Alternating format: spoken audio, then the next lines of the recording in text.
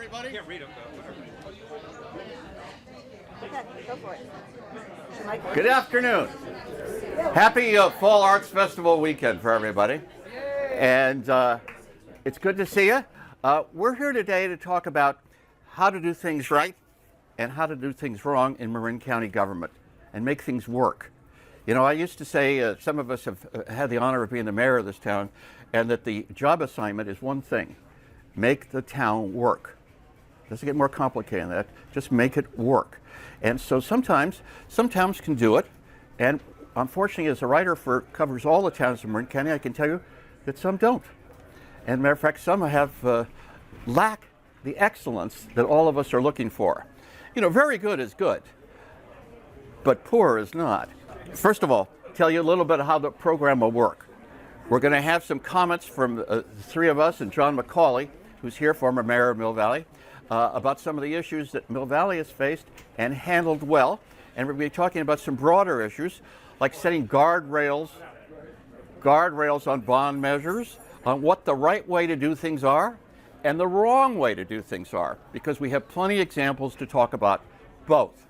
So you're here because people have suggested you to come because you're what's called leaders and opinion makers. And I don't mean to flatter you too much, but that's the truth, because that was kind of the criteria when we picked, and all of us went through the list of who we would invite, because there's a limit to the size of this room, and we are at that limit.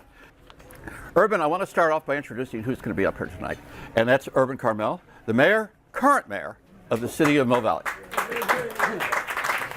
Urban was involved in the Mill Valley Library Foundation. I was just told how much money, and I look at Tom Dicker when I say this, the foundation has, and it's astounding. It's embarrassing for other communities, I want you to know, because they say, oh hell, how are we going to do that?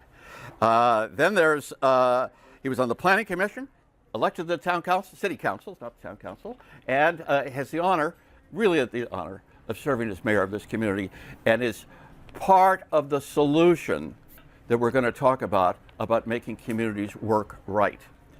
John McCauley is here tonight. John, where are you? Sitting over in the corner. John has spent his life in the field of numbers.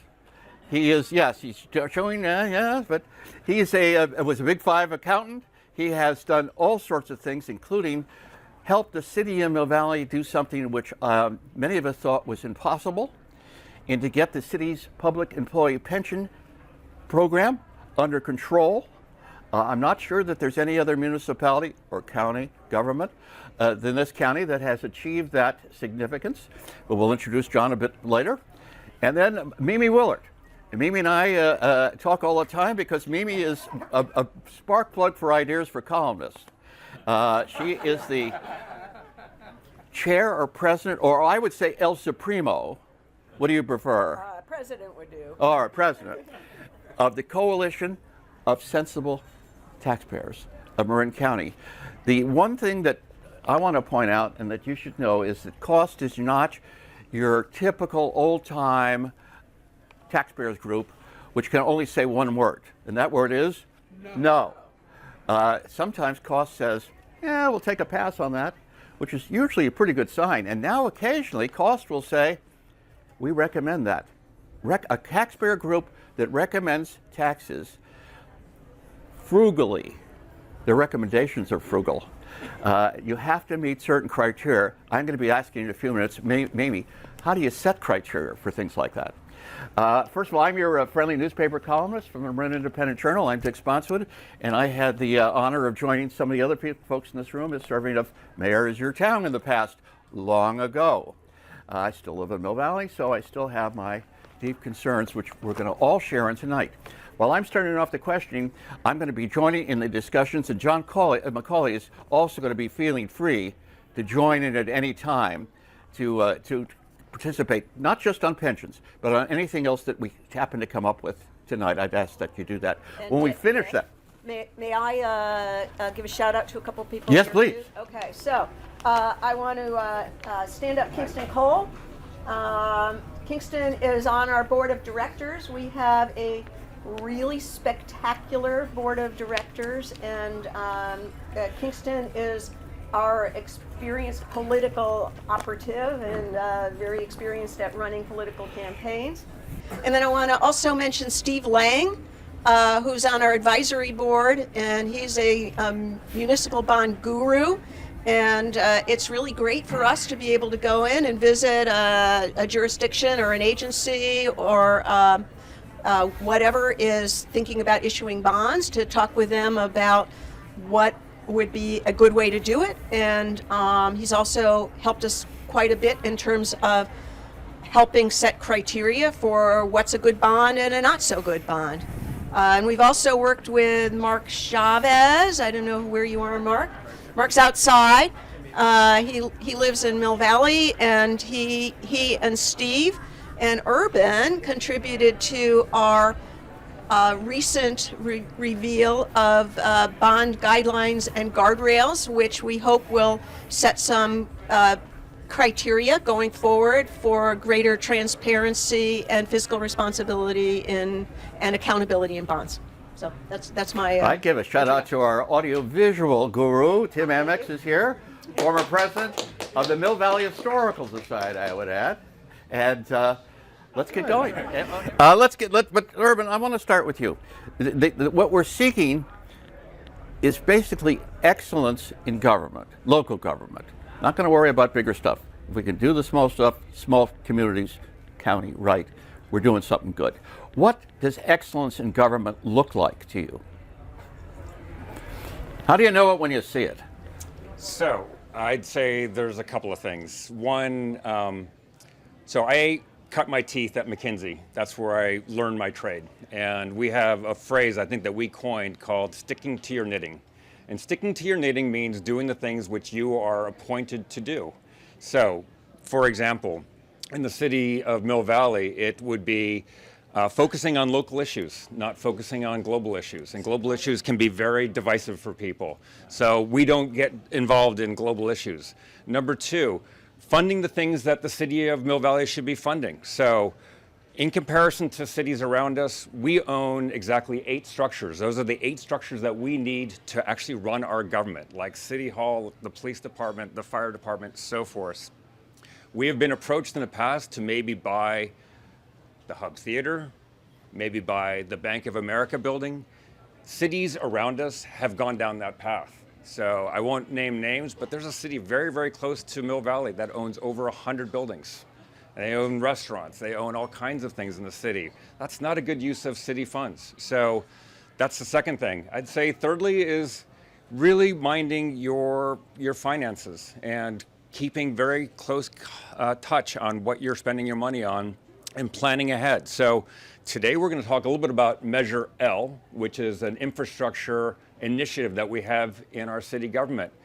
The only reason we can talk about Measure L, which is really about reducing risk in our city, it's because prior city councils, prior city governments, going back generations, have taken care of business in the city of Mill Valley. So, Dick, when you were on the city council, we did great things like create the Depot Plaza, right? Successive generations created the community center and all of our playing fields. They created our public library. They expanded our public library. They redid Miller Avenue. They got on top of our pension costs in our city. They got on top of our healthcare benefits in our city. They've done a lot of work. They took care of a lot of business. Measure L is this council's contribution to that process of taking care of business and handing off our city to the next generation in better shape than what we got it in. And what we're trying to accomplish now is to get on top of the risks that we've got, primarily the fire, flood, sea level rise risk that we've got in our city. That's primarily what Measure L is about. Do you mind if I say a couple of words about Measure L while I'm talking? Sure, or we're going to come back and actually talk specifically about Measure L very shortly too, though. Yeah, so Measure L, very simply, is a 1 cent sales tax increase in the city of Mill Valley. That's all it is. It is specifically for infrastructure. It doesn't go to pensions, it doesn't go to labor, it doesn't go towards programs at the library or swim classes or anything else. It only goes towards hard assets in the city of Mill Valley, specifically reducing risk. Like I said, fire, flood, landslides, those kinds of things, replacing roofs, replacing HVAC systems that are end of life. That's all that it's about. And let me just, if you don't mind, I'd like to read a few quotes that have been said about Measure L. And we can see if we can identify who said these things. So here's one. The city council and the city manager are exceptionally responsible and can be trusted to spend money efficiently and on the promised priorities. We hope Mill Valley will serve as a model for other cities and agencies in Marin. Oh, Mimi Willard said that. Oh, that was so nice of you to say that. Here's another one that's really good. The city checked all the boxes, including a 10-year sunset, a comprehensive list outlining each project with specific funding designated, plus a public oversight committee. Who would have said something like that? Dick Spotswood, yes. And finally, as a Chamber of Commerce, we don't take a sales tax increase lightly. The Mill Valley business community will benefit significantly from sales tax measure and proposed investments in our community. You have our full support. Who would have said that? Paula Reynolds? Thank you very much. So that's what's been said about this initiative. It has the endorsement of 10 former mayors, the Marin Realtors Association, a number of civic leaders. How did we get to that point that it was so well established that an organization like the Coalition of Sensible Taxpayers, which is not known for necessarily endorsing things, but actually getting more known for that. Okay, well, that's very good. So what we did in our city government is we started on this process 4 years ago. 4 years ago, we started cataloging all of the potential risk points in our city. The roads, the landslide risks, the flooding risks, the buildings that needed to be updated. We spent 4 years bringing all that together. Then last year, before we got too far down the road, we met with Mimi and went through everything that we were talking about. We met with Dick and went through everything we were talking about. And we presented our plan. And guess what? We had done our homework about what they had written about and what they had looked for. So we put in, for example, a 10-year sunset into the provisions for the sales tax. So it takes no action by anybody to remove this sales tax. It will sunset automatically in 2034. That's the end of it. Secondly, by council resolution, it has to go only towards infrastructure. It cannot go towards anything else. Thirdly, it has to be additive. It has to add to the existing resources that we've got. So in other words, you can't pass a tax that puts new money into the city government and then take some of the existing money that you've already got from taxpayers and use it in some other way. No, it has to be additive. It actually has to increase the level of investment that we can make in our community. And finally, it needs to have an oversight committee that's got real teeth. Like people that can actually opine upon what you've spent the money on, look at the reports, and give you an opinion about what you should be spending money on in the next year. That's how we designed it. Those were things that we had understood that you were all interested in a successful bond fund or a tax measure, and that's what we did. And we went out and we designed it that way. The last thing that we did is we went out to voters with a survey, and we asked them, hey, you've got two ways of funding. First of all, we've got an idea. Do you want to fund infrastructure? And the overwhelming response was yes. We believe that that's a good use of city resources. Then we asked them how, and we gave them two alternatives. One was a transfer tax, so you tax the transfer of real estate. Very progressive tax, impacts very few households every year. The other one is a sales tax, impacts everybody who goes shopping in the city of Mill Valley. We went into it thinking transfer tax. Went into it thinking that's how we were going to go about funding this. No, the survey clearly showed that taxpayers would only support a sales tax increase, but they would support it overwhelmingly. It would pass, and that's what we went with. We put aside what we thought we were going to do, and we pivoted to the strategy that was going to work. That's how we ended up where we are today.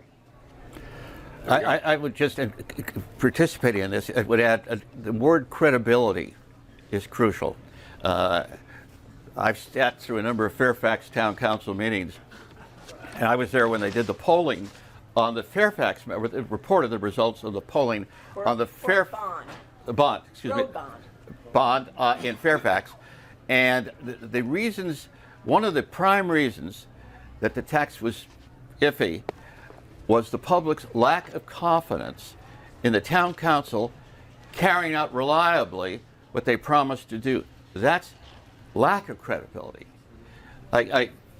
attend Novato meetings occasionally and write on Novato. And Novato has a problem in that at present they do not have up-to-date audited financial statements. Now, not only does But they want a tax that lasts forever. yes, but Yes. the no audited financial statements. Every other of the 10, there's 11 municipalities in Marin, 10 managed to have audited financial statements. It's not impossible. They say we can't find sufficient accountants. Now, I'm aware of the state of California having a plethora of accountants, but they claim that's been the part of the delay. They can't find an accountant to do it. Well, nobody really accepts that. Therefore, lack of credibility. So I pay credit to Mill Valley, but I want to focus on that term, credibility. You have to earn credibility, and you earn credibility by doing things and delivering. If you have a contractor, it's the same deal. The contractor that did the job as promised and paid for, and you like it, you're going to recommend that person to friends and hire them again. If they didn't, that's it.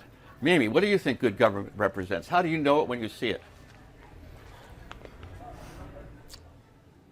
Well, there are a number of aspects of this. One of them is that it is transparent.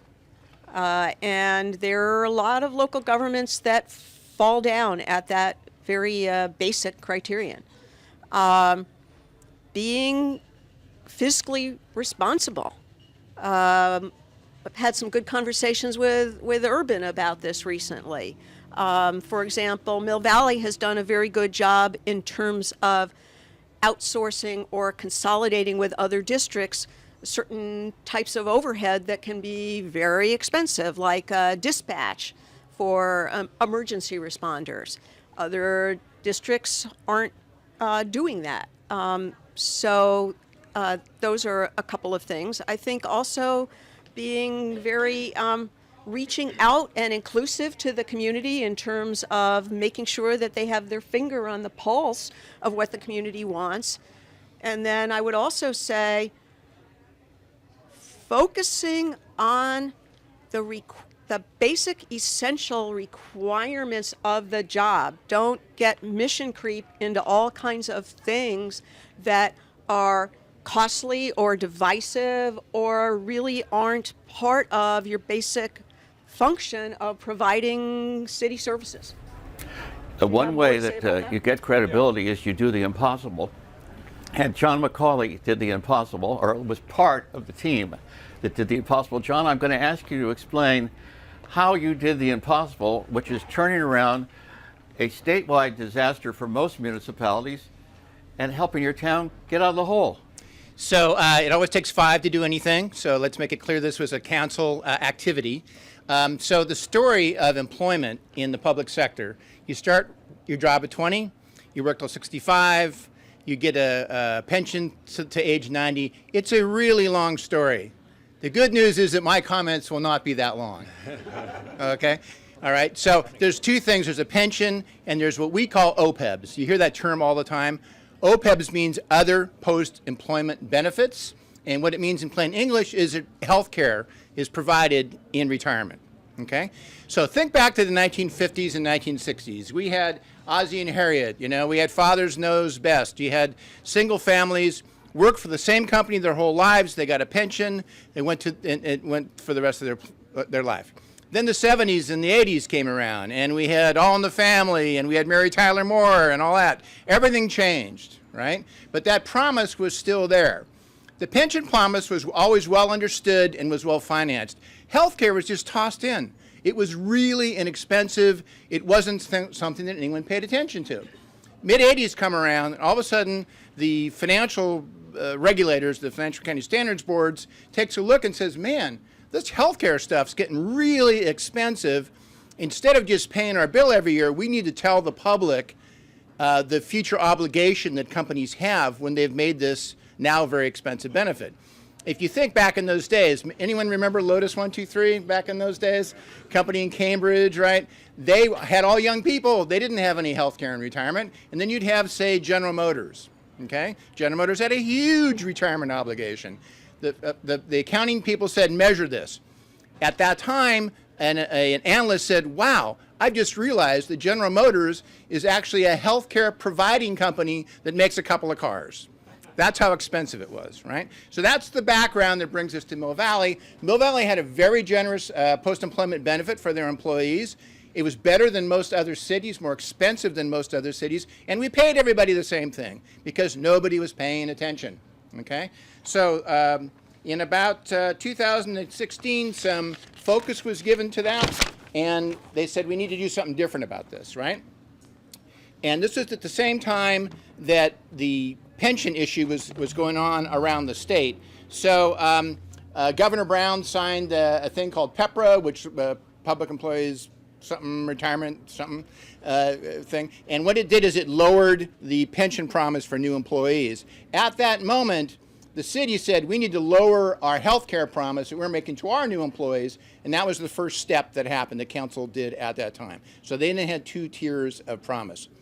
Then the question became, should we start funding this? Should we start spending money? Because if you put money in the bank, it earns money. Ultimately, your costs become less, right? So that process began discussion, but nothing was done. A little more time goes by. It proceeded further. It got more serious. Eventually, a subcommittee I was on looked at various alternative choices for how to make investments. A decision was made in terms of where to put the money. And a discount rate was decided, and eventually we began paying money into these programs. And then the story gets a little bit better because at one point we said we can't afford this anymore. So all new employees, you do not get this benefit in the future. So it was a combination of reduction of benefits and funding and making the hard decisions, which we had to negotiate with our union groups, that resulted in the movement forward. So how do we do? In 2016, we had a liability of $31 million for future health care costs. $31 million, that is a big number for our town. And we had assets of around $8 million, okay? So, we were basically short $23 million that needed to be funded prospectively. All these steps are taken and are put in place. The first thing that happened was because new people were not earning any benefit, this number of 31 million would have normally grown 10 million. The $41 million, instead it became smaller because you start work, you retire, and what happens at the end? You don't get any more health care benefits because you're not around anymore. So things are starting to turn, where the gross costs are going down. The city was making these investments each year, right? Money makes money. We chose a passively managed, very low cost, 10 basis points if you're into the investment world. It was 50% equity, 40% equities, 50% debt instruments, 10% alternative investments. Very conservative, very stable. And what happened was our gross liability went from 31 million to 29 million. Our assets went from $8 to $16 million. And as a result, we cut our obligations in half only over 6 years because the city went forward and paid a lot of attention to this. So that's pretty much what that story is. John, first of all, just as a comment, Mill Valley, I've got my mic right here. The Mill Valley is fortunate in some ways in that the citizenry is loaded with talented people. I mean, I remember sitting in the audience, listening to you talk about pension plans, and I said, what do they need a consultant for? They got one on the council that knows what they're doing. That's an unusual situation. My question is, how come other cities aren't doing the same thing with their huge, substantially and increasing pension and healthcare benefit obligations? Why aren't they mimicking what's been done here? So I want to call out a friend of mine, a guy named Larry Chu. Larry was in Larkspur, on council in Larkspur. I came on towards the time he was coming off. Larry wrote about a 50 or 60 page document with the MCCMC, the Marin County Council of Mayors and City Council Members, or as my wife called it, the MMMM. And all the electeds got together monthly. He wrote this very extensive document, and the purpose of it was to take somebody who is not an accountant, who's maybe a lawyer, who maybe is a business owner, doesn't know a lot about this, and give them the basic information to understand how this works. right? He wrote that paper. I came on, we updated it, and we also included other post-employment benefits to it, and we made a series of recommendations. This was one of those recommendations. We had others, particularly the need for a 10-year budget, which I'll talk about later if you ask me. It's really an important issue. And we also put a lot more sunshine on the costs of healthcare and the cost of benefits. I spent my whole life doing financial statement audits. I worked with some of the largest companies in America. I can read financial statements. I find government financial statements very difficult to understand, all right?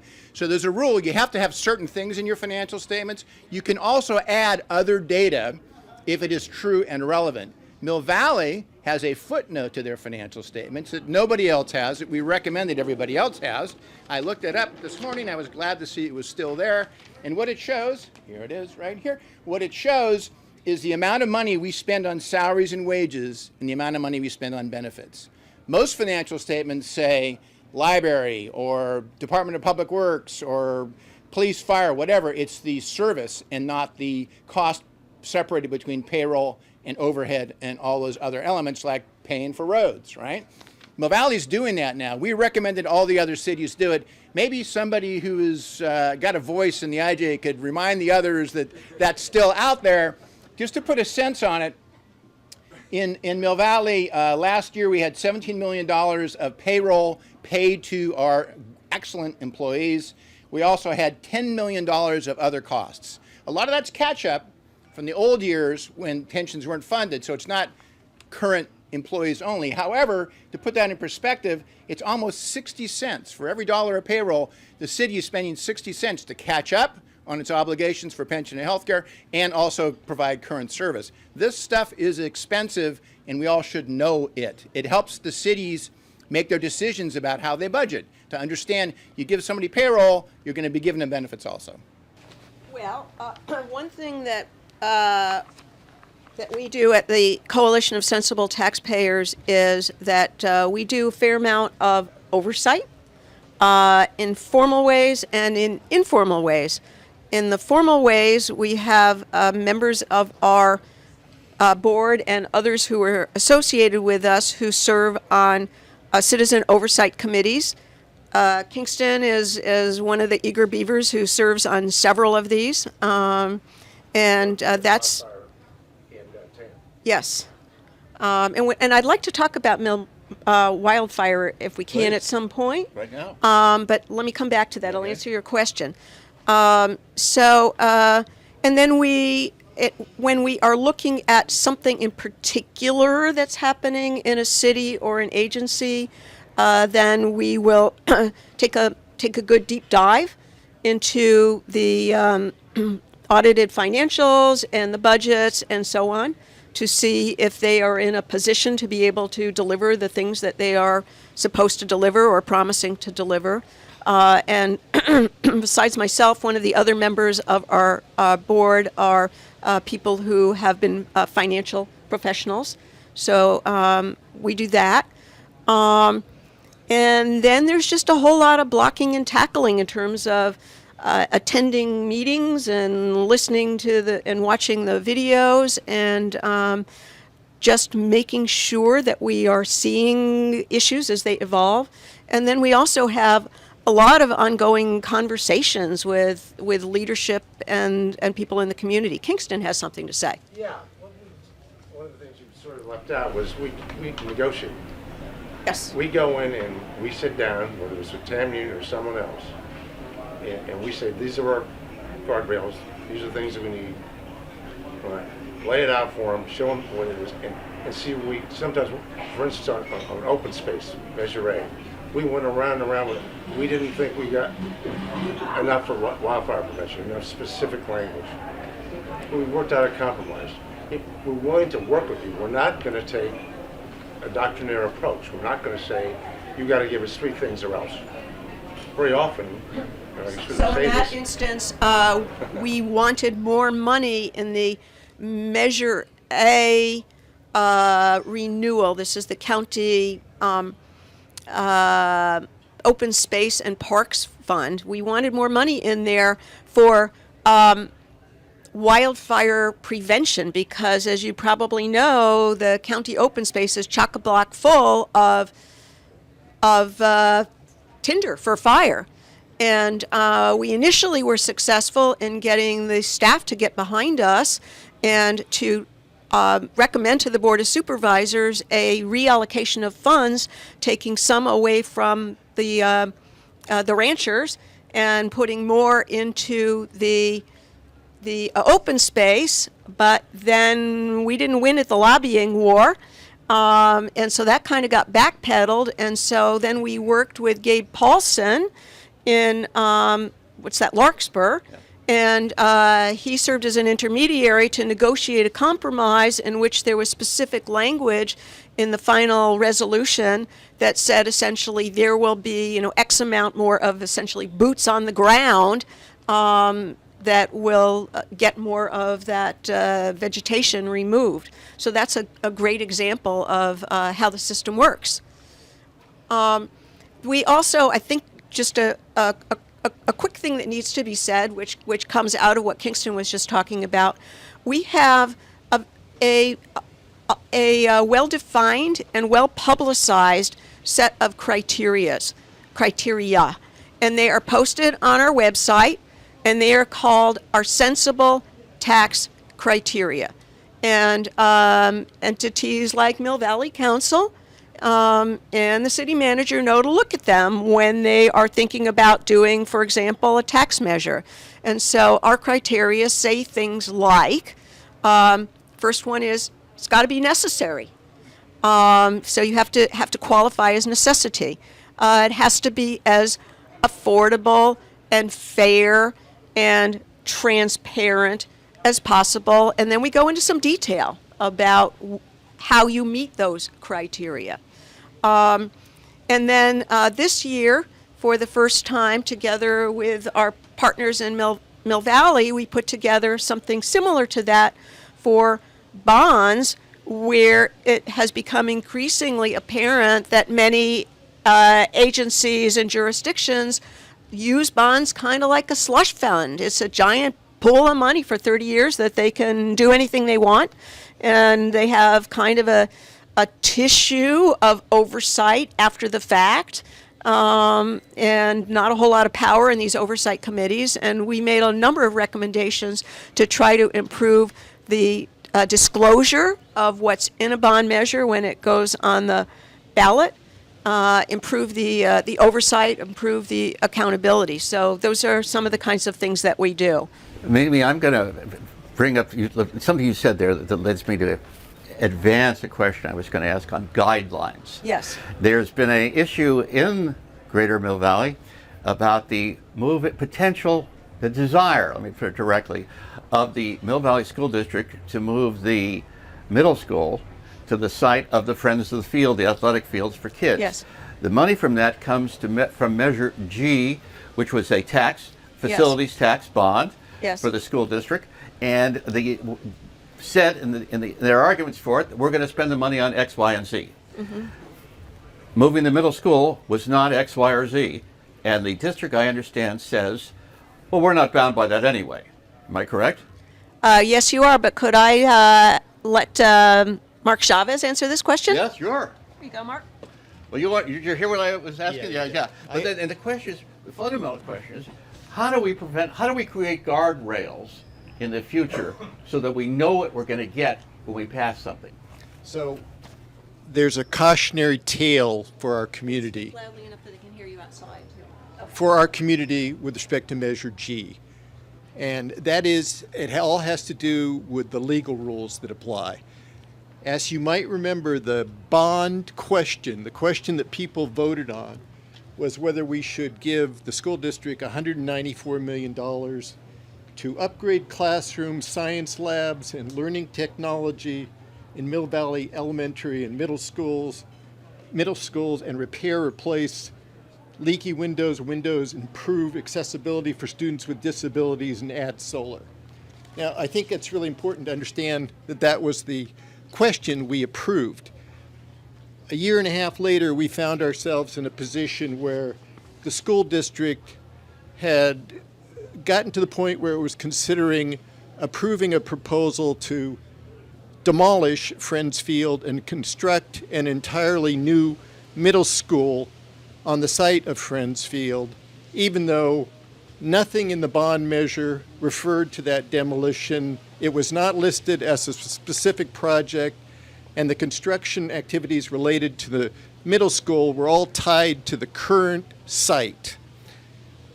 The reason that they were able to do that, were they able to consider that, is because bond issuers take the position that the ballot question is legally irrelevant. It does not constrain their activities. And this is a point that goes to the importance of the safeguards that are built into bond measures, because this particular bond measure had a fairly expansive couple of paragraphs at the end in this general terminology, which the school district took the position granted them sweeping authority to alter the nature, scope, and location of any of the specific projects that were listed.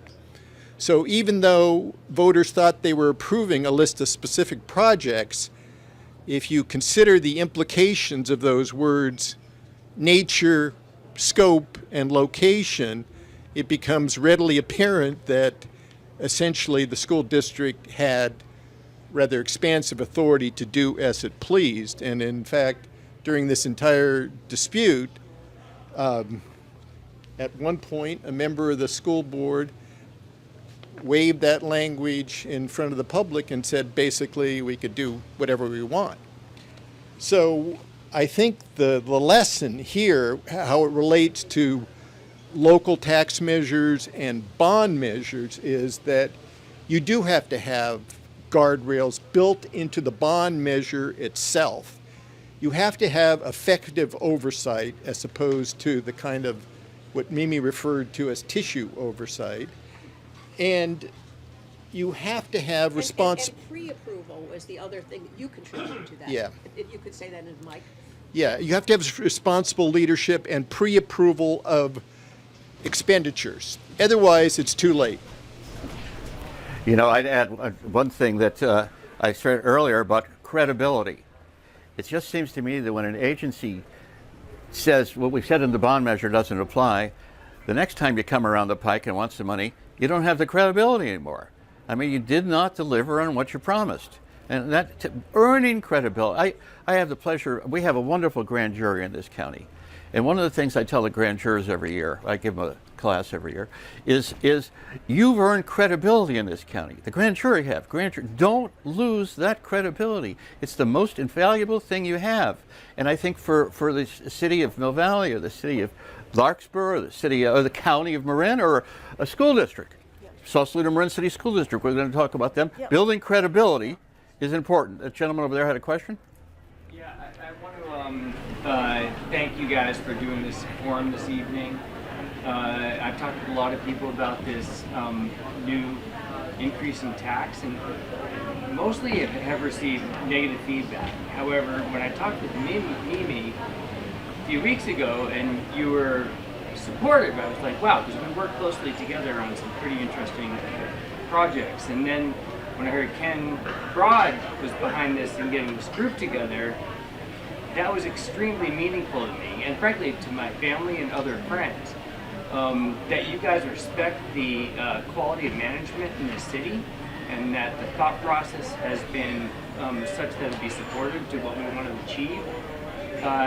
So now I think the question is, I think we're hopefully all convinced, I'm convinced, that this is a good thing.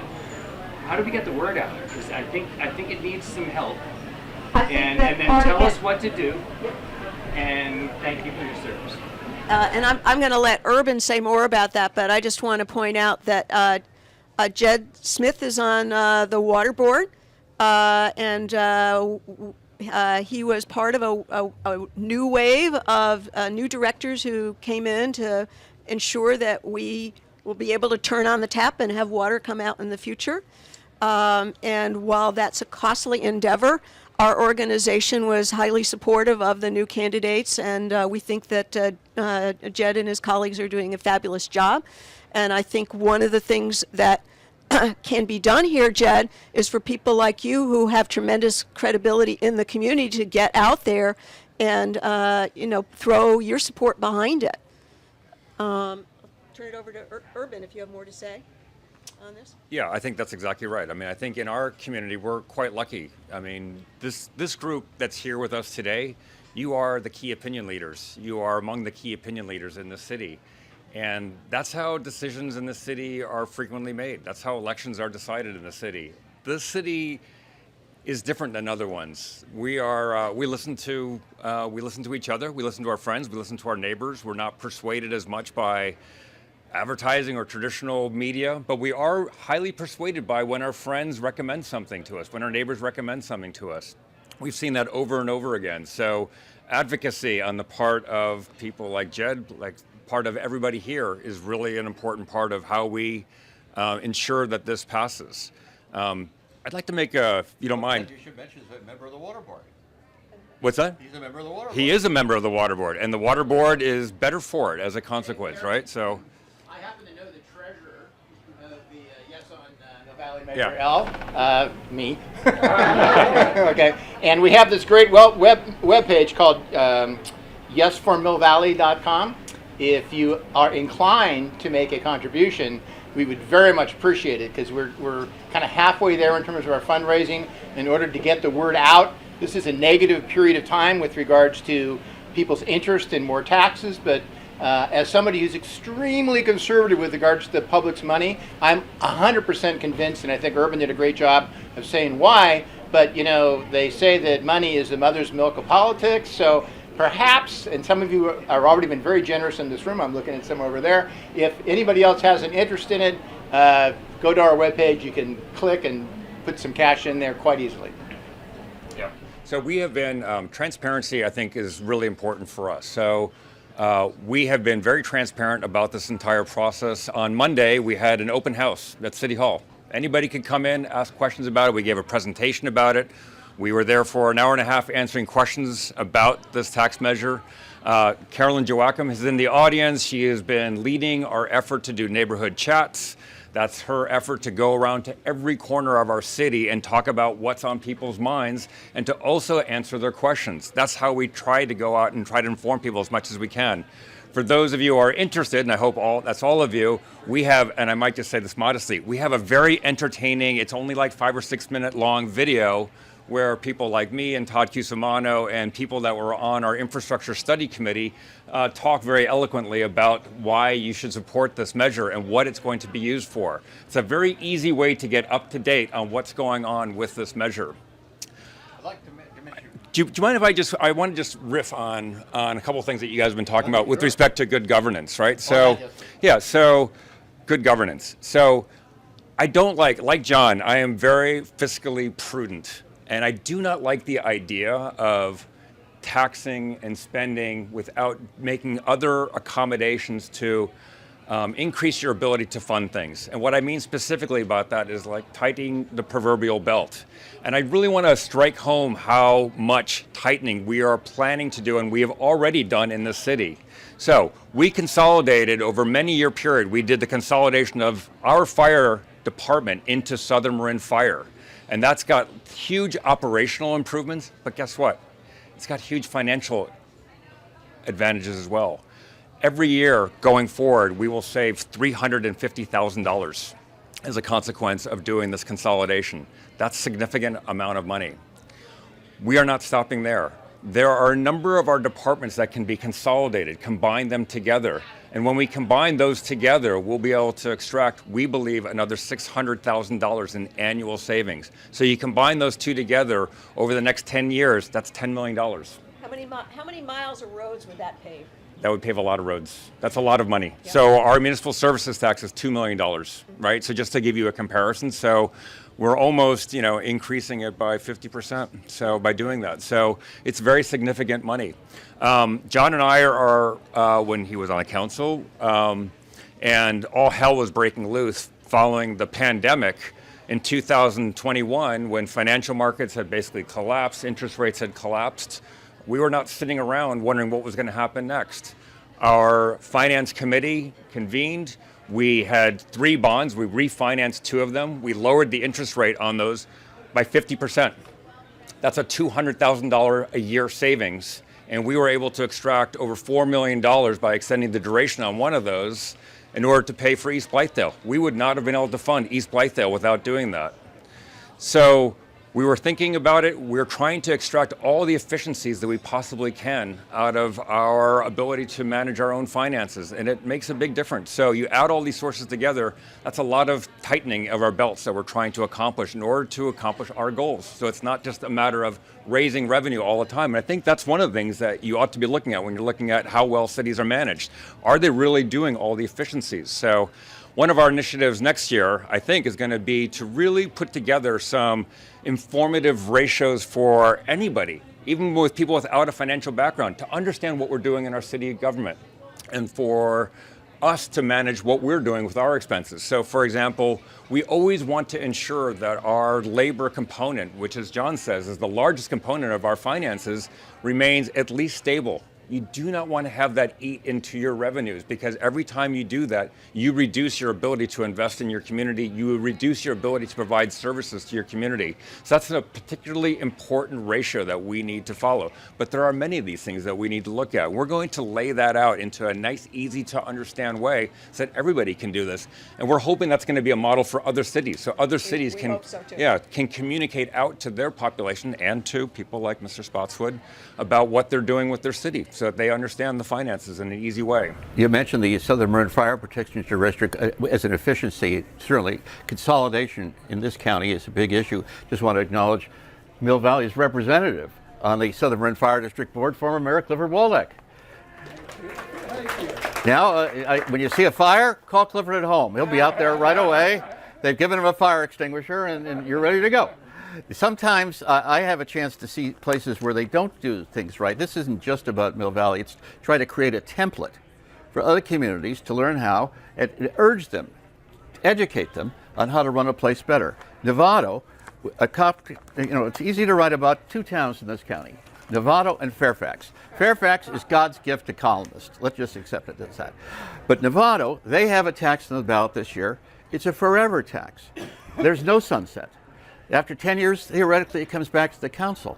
The benefit of a sunset is if the council still needs money, it has to go to you, the people, to say yes or no. Did we do a good job? If we didn't, forget about it. And they don't have a list of what they're going to do. Just a general, like 3 or 4 sentences of general public infrastructure improvements. Mill Valley has a list with a dollar amount associated with each list.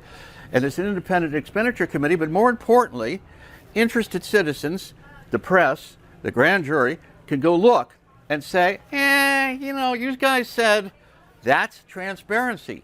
And for the life of me, I can tell you that people in Novato advocated for that transparency. It's not as if it didn't happen by accident.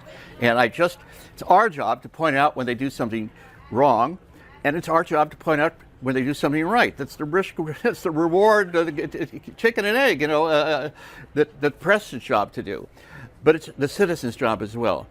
And if they're not delivering, vote no. So I would just like to mention that the Coalition of Sensible Taxpayers is opposing the Novato sales tax because of the forever aspect of it, and because they don't have audited financials that are up to date, and because they have a history of spending on non-essential things like loans to outside entities, and because they have so many properties, unlike 8 in Mill Valley, that they own, that they've actually lost track of them, according to the grand jury, how many they own.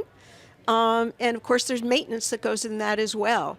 But the other thing I want to point out is that we, and Kingston actually is helping lead this, are working with some citizens in Nevada who feel strongly about this, and we're kind of showing them the ropes and guiding them as they try to run their own campaign to save their city from a debacle, including a two different periods former mayor who is helping spearhead this. So it's been kind of fun to work with another city and see people get involved and do what they got to do to make sure things come out right there. Urban, there's a measure coming up on the November ballot, the state ballot, called Measure 5.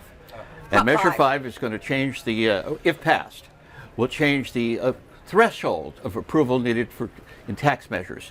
You have described, I think I used the word here when we were talking about junk taxes, that will proliferate. Please expand. So Proposition 5 is on your ballot for November. Proposition 5 is a change in the state constitution, which lowers the threshold for passing bonds in your jurisdiction. So presently, you need a 66%, 2/3 majority in order to pass a new bond. Those bonds If it's not a school. Correct. Yeah. Yeah, so those bonds end up on your property tax bill, right? That's that long list of things after your property assessment, that long thing that adds up to as much to your property assessment. So it'll lower it from 66% to 55%. And that will obviously probably spur a number of new bonds that will be coming to you. Do you want me to provide some context from my perspective at least? So, I think what you've heard here tonight is that you've got jurisdictions that are responsible and you've got jurisdictions that perhaps need to learn more about responsibility or have better guidelines for how they pass new tax measures. If Prop 55 were city specific, I would say that I trust our ability to pass a tax effectively, that we would manage well.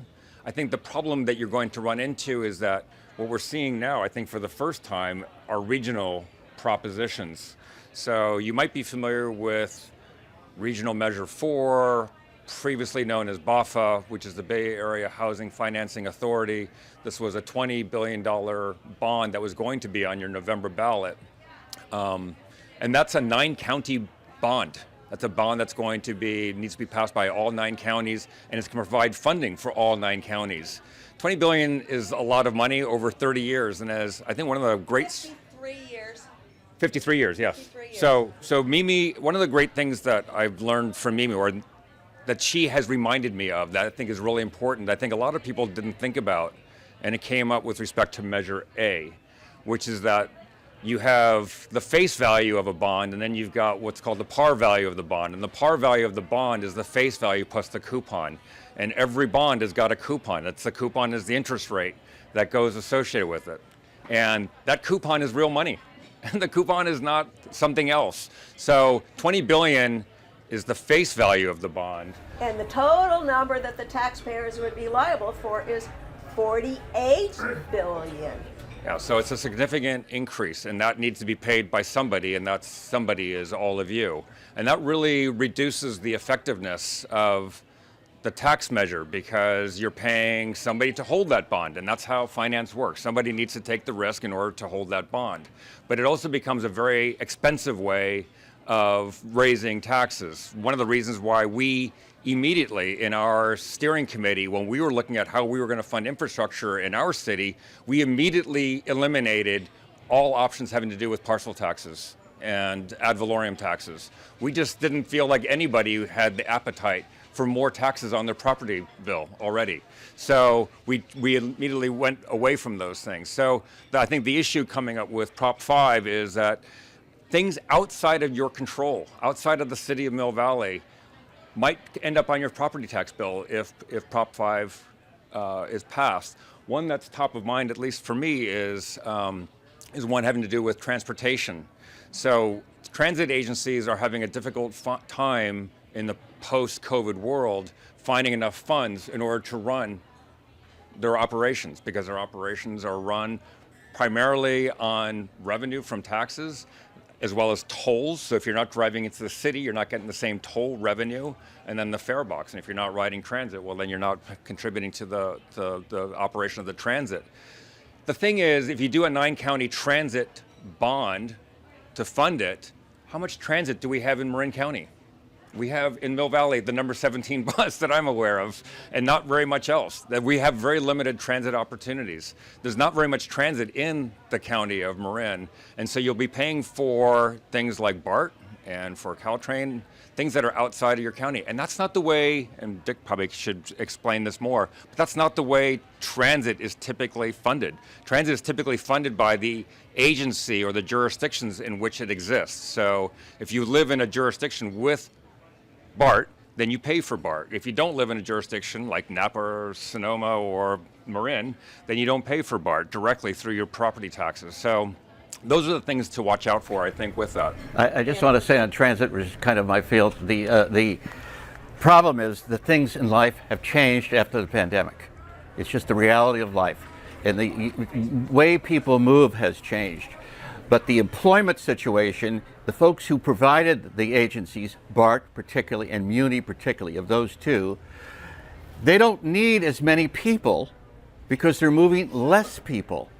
And that's not, in some sections, popular.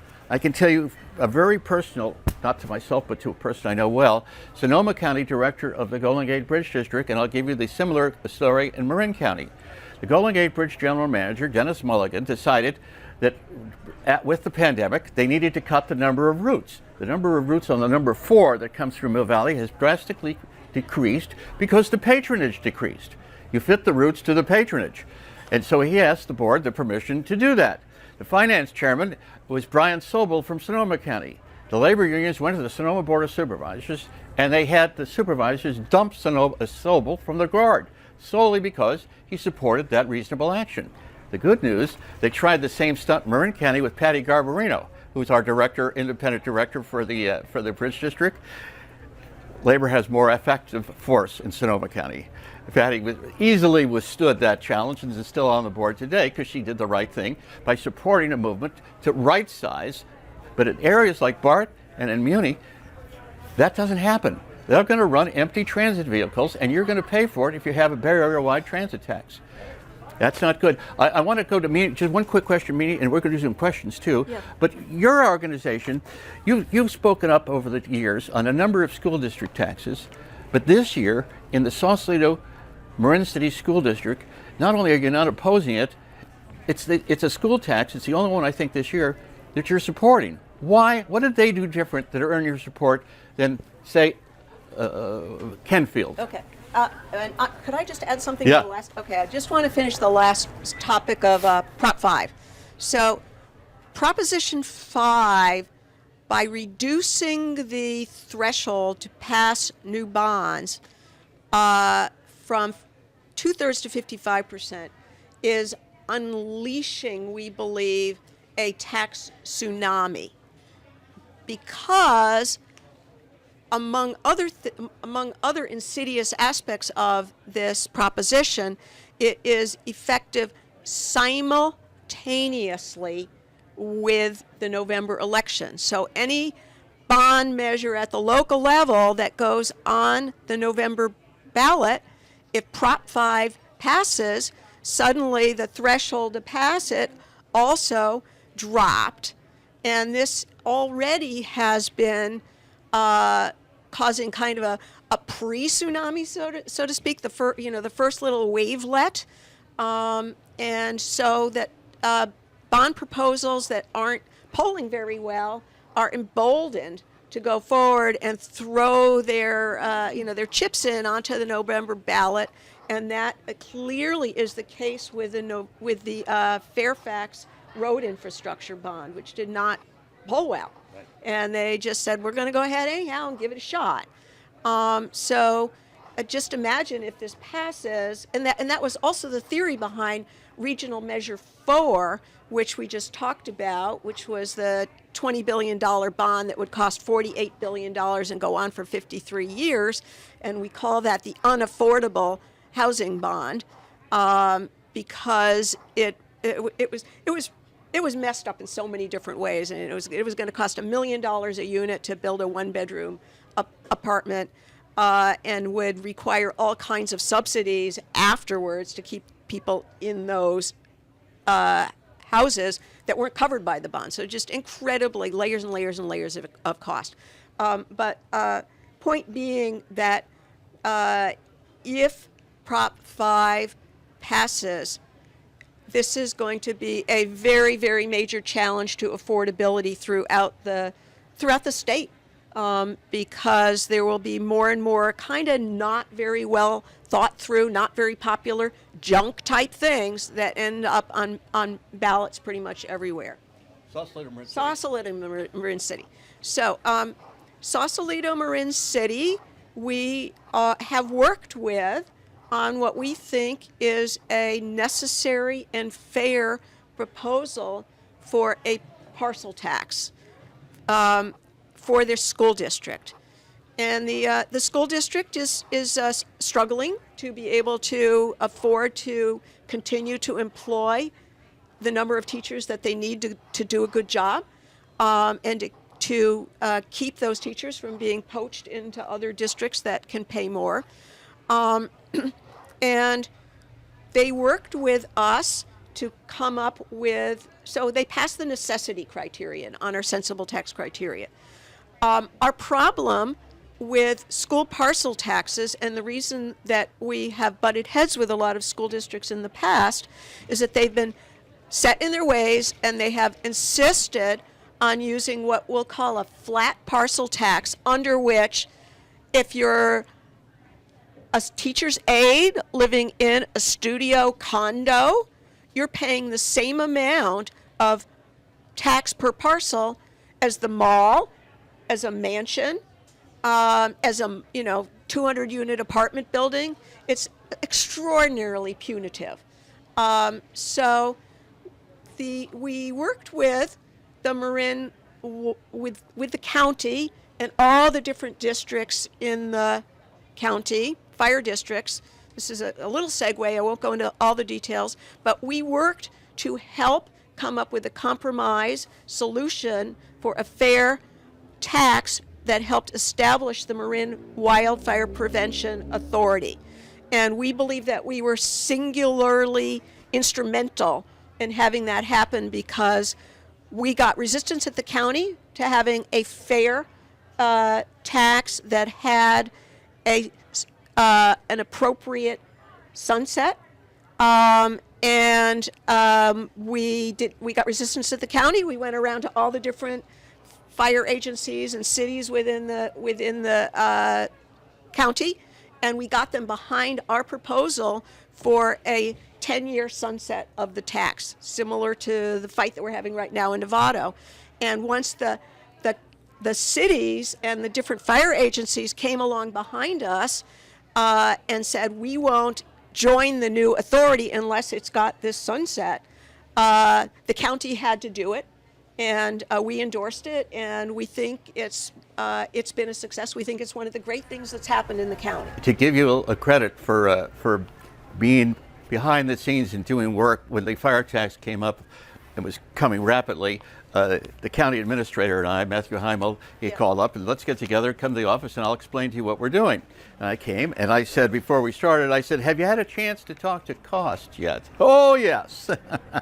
We've been working with them, and I think it's going to be we're going to meet their criteria, and I think we're going to be able to get their support. Now, I know they didn't do 100% of what you wanted, but compromise. They wanted a forever tax. Yeah, well, yeah, but they didn't get it. They didn't get it. Let's open some questions right now. Can I just finish the last part Yes, of that please. question? Then Okay, we'll open a few questions. so that was the model, and we went to we worked with the Sausalito Marin City School District and said, let's do this on a per square foot basis with a very generous exemption for low-income seniors, just like what happened with Marin Wildfire Prevention Authority, and they said yes, and we're endorsing it. Okay. Carol. But Lil. We're all going to have to disappear, and I was hoping that each of you would take one sentence, maybe two, to share with us what you'd like to be the result of this gathering. Me. Okay. I'm glad you asked that question. One thing that we would really like to have be the result of this gathering is that people in this room consider making a donation to our organization. We are at sensibletaxpayers.org. It also says on your handout that looks like this, how to donate. And what that donation will do is immediately is that we are trying to prioritize additional donations to getting out a mailer to as many people as we can through the county with our recommendations of how they should vote this fall, including yes on Measure L here in Mill Valley. And then other things that you can do to help us would be to, and I think to help yourselves, is to consider hosting an event like this, as Tom Dicker is a co-host today, to put together a list of people that might want to hear more about what's going on in the county and ways that they can be helpful. And we would love to meet with those groups and just kind of spread the word. My sentence is really quick. The press sometimes is criticized for always being negative. Let me tell you, we should be negative sometimes. But sometimes when good things happen, we have to turn the other side and say, good job. Because that encourages and it gives a reward, basically, to do a good work. So punish the bad, reward the good. It's as simple as that. Yep. And then also donations to us help cover, I mean, we have a lot of overhead as we get larger and we have more demands on us. That gentleman there has a question. Outreach to the Redwoods community. For costs? No, just presentations like this to the Redwoods. Have you met with the Redwoods? Not on this particular thing, but you should. Would you like to? I'm going to. Yes. Would you like to come and do something at the Redwoods? Oh, yeah. Schedule, for sure. Yeah. Would you Yep. both like to? I mean, I can set that up, right? Yep. We can do something there. They would Yeah. appreciate that. I've I've always available been for known the to spend a Redwoods. little bit of time at the Redwoods, so I think I can probably get you guys in there. So wait, we can are you go- get us in the wait? You can get us in the Redwoods? I can get you in. Wow. Yeah, you can check in. There are and other you, people in this room you we check could be in, you helpful think you're to. giving a presentation, and next thing you know, you get shown to your room. My father So- was there, so. So we will be doing this. So we are going to be, Caroline and I will be, together with 3 other candidates for city council, because there's an election coming up, are going to be at the Redwoods some October day, after the 7th. And we're going to be talking about the upcoming election, including Measure L.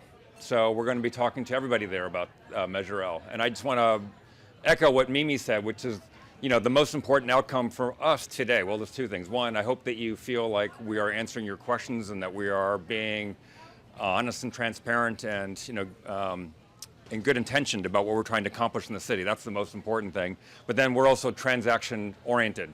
And so being transaction oriented means that we need you to help get the word out on Measure L. That really is the key to this whole thing. So if you've got questions, let us know.